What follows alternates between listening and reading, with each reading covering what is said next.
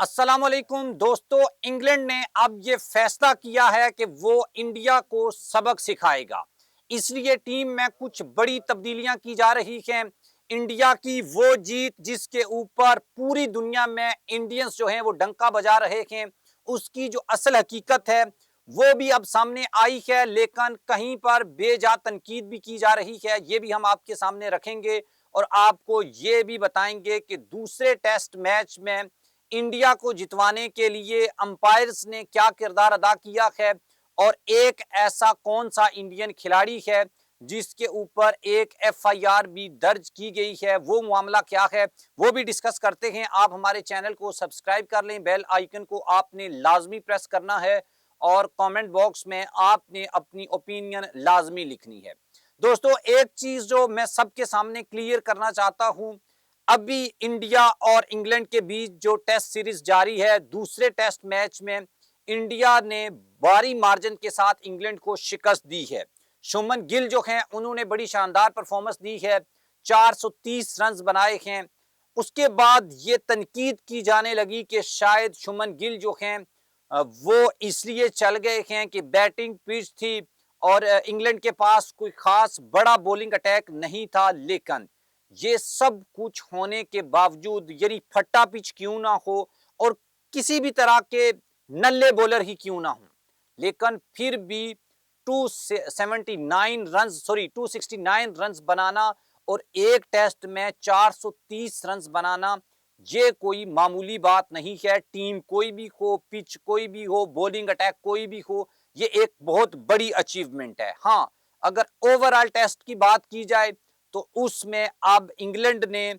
के बारे में ये सामने चीजें आई हैं कि शायद इंग्लैंड की बी और सी जो टीम थी उसको खिलाया गया था इंडिया के खिलाफ, और अब इंग्लैंड इतने भारी मार्जिन के साथ शिकस्त खाने के बाद जो है अपनी पूरी जो स्ट्रेंथ है उसके साथ तीसरा जो टेस्ट मैच है उसमें अपनी टीम को उतारने वाला है, और अब इंडिया का जो जीतना है वो काफी मुश्किल हो जाएगा। इस हवाले से बर्मिंघम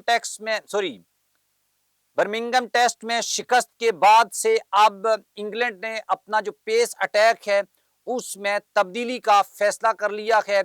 जुमेरात से भारत के खिलाफ लॉर्ड्स में यानी लंदन में शुरू होने वाले तीसरे टेस्ट मैच में ताजा दम फास्ट बॉलर्स को मैदान में उतारा जा सकता है। इस मकसद के लिए स्क्वाड में एक नया जो खिलाड़ी है गिस एटलिक्स उसको शामिल कर लिया गया है। वो इससे पहले जो है वो इंजरी की वजह से टीम से बाहर चले गए थे। जोफ्रा आर्चर जो हैं उनको टीम में वापस लाने की बात हो रही है। भारत के खिलाफ इब्तदाई 2 टेस्ट मैचेस में ब्रेंट कॉल्स और जॉश टोंग और उसके साथ क्रिस वॉक्स ने पेस बॉलिंग का बोझ उठाया था, लेकिन शायद वो परफॉर्मेंस नहीं दे सके जो उनको देनी चाहिए थी। इसके अलावा जो है वो इंग्लैंड बैटिंग लाइन में भी 2 तब्दीलियां जो है वो करने का इरादा रखता है, और वैसे भी अगर बैटिंग की बात की जाए तो इंग्लैंड की टीम जो है वो काफी यानी बैलेंस है, यानी कि कोई मेजर तब्दीली करने की इतनी जरूरत नहीं है। बैटिंग ओके है, लेकिन बॉलिंग में जो तब्दीलियां हैं वो नागुजीर हैं। उसके साथ अगर हम बात करें तो इंडिया को लेकर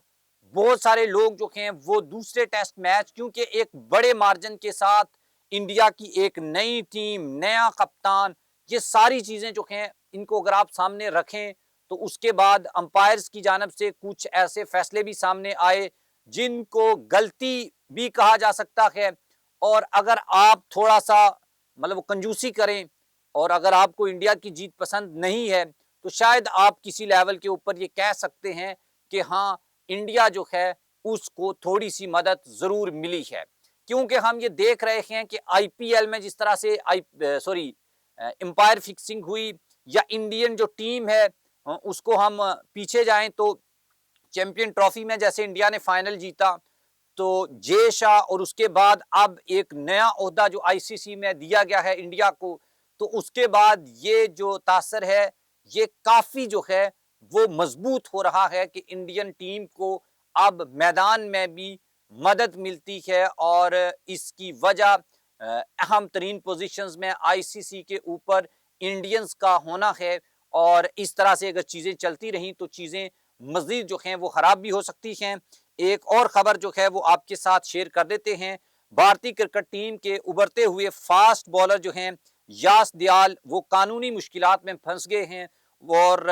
गाज़ियाबाद से तल्लक रखने वाली एक खातून की जानिब से शादी का झांसा देकर जिनसी, जज़्बाती और जिस्मानी इख्तिसाल के इल्ज़ामात के बाद जो हैं उनके खिलाफ एक एफआईआर जो है वो दर्ज की गई है। 27 साला लेफ्ट आर्म पेसर पर इल्ज़ाम लगाने वाली खातून ने दावा किया है कि वो गुज़श्ता 5 साल से यास दयाल के साथ तल्लक में थी और इस दौरान क्रिकेटर ने शादी के झूठे वादे के तहत इनका एहतसाल किया है और उनको इंसाफ दिया जाए। और ये इस तरह के जो इल्ज़ामात हैं ये हार्दिक पांड्या के ऊपर, मोहम्मद शमी के ऊपर, काफ़ी इंडियंस जो बॉलर्स और बैटर्स हैं उनमें कुछ टीम में खेल रहे हैं और कुछ नहीं खेल रहे, उनके ऊपर भी इस तरह के जो इल्ज़ामात हैं वो लगते आए हैं। हाँ, इसका इंग्लैंड में होने वाला जो टेस्ट मैच है उसके साथ बिल्कुल भी कोई तल्लक नहीं है और ना ये स्क्वाड का हिस्सा हैं और ना ये इंग्लैंड में मौजूद हैं।